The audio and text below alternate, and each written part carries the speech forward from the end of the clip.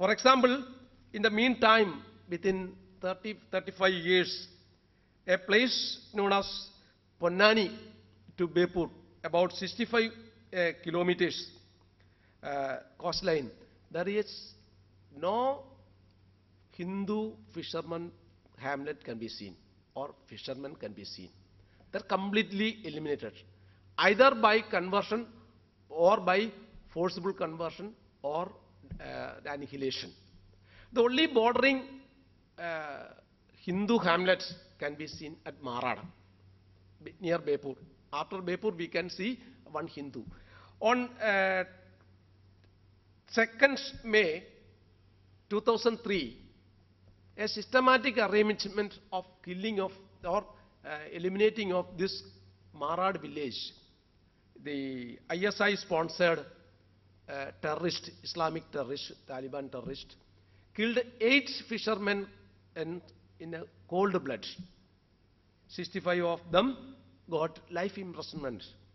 And their plan was to make communal rebellion in Kerala. But because of the wise interference of Hindu leadership, it was not happened so. A peaceful life you can see. And the national demand for the majority of people demanded CBI inquiry. Police is not trustworthy. An IAS officer, Suraj, his former name is Siraj, a Muslim. He really sponsored this Marad episode. He was behind it. And another one is that our external affairs minister, this E. Ahmad, it's shameful to say our external affairs minister is E. Ahmad, not of his religion. He belongs to a party that caused the vivisection of India and much bloodshed. At least he should resign. I should force him to resign and take the charge. But unfortunately, the Madama, we people usually Malayalam calling Europeans as Madama. So this European lady, Italian lady, allowed him to remain as the external affairs minister of divided India in his own political party, the party which caused the division of India into India and Pakistan. So he entered the Marad church, the Marad Muslim church. That is the arsenal for these communal riots. The police sealed it immediately after the incident, but he forcibly broke the police and entered into the church and take away all evidences from that and cleaned entire the church, the Muslim church. And that is why the prosecution failed to prove conspiracy. That is why 65 were released or acquitted because of the inefficiency of the prosecution to prove this systematic killing of those people advocating for nationalism, particularly from the northern Kerala, is going on in the cases. One such incident is that on 10th March 2005, NDF people killed Ashwini, a Jilla Baudik Pramukh of RSS, but the police has not booked the real culprits.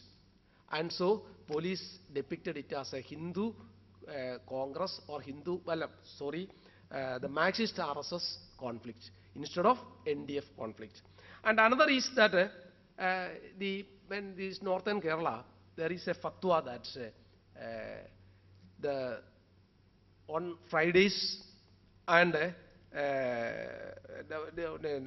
to keep all shops, establishments on Fridays, not go for fishing on Fridays, and shut down the hotels during the Ramzan month. This fatwa that is really operating well in the north and particularly in Malappuram, Kozhikode, and certain parts of Kannur and Kasaragod districts.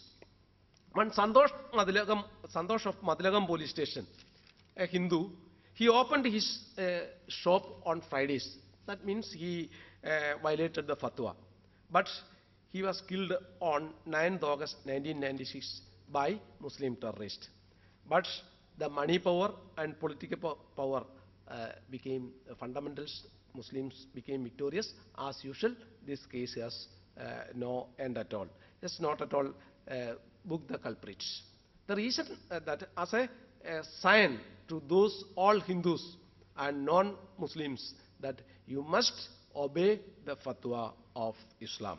And another latest strategy is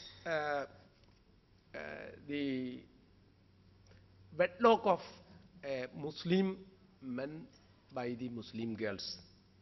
But those Hindu boys, if suppose marry a Muslim girl, he will be exterminated. But Muslim boys marrying non-Muslim girls is now it is common.